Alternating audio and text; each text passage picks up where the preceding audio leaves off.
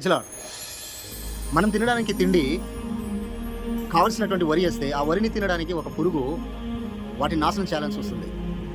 ఆ వరి యొక్క ధాన్యం మనం తినడానికి, మనం బ్రతకడానికి, మన దగ్గర రావడానికి ఆ వరిలో తింటున్నటువంటి పురుగుని చంపడానికి ఒక మందు వాడతాం. ఒక మందు వాడి ఆ పురుగుని చంపివేస్తాం, తీసివేస్తాం. అప్పుడు ఆ ధాన్యం మన దగ్గరకు వస్తుంది.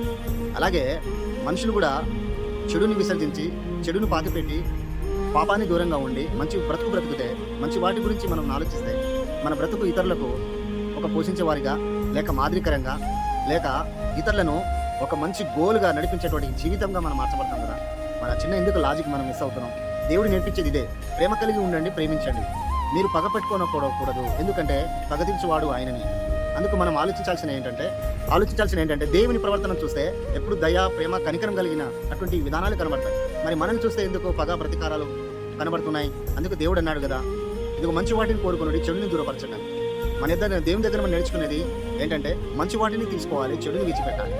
చెడుకు మనల్ని మన వేకి, మన యొక్క మార్గానికి అడ్డుగా వస్తుంది కనుక దాన్ని తొలగించాలంటే ఖచ్చితంగా ప్రేమ కలిగి ఉండాలి. అందుకే సామెతలు 10:12 వచనంలో ప్రేమ దోషములన్నింటిని కప్పును కదా, పగ కలహము రేపుతున్నది.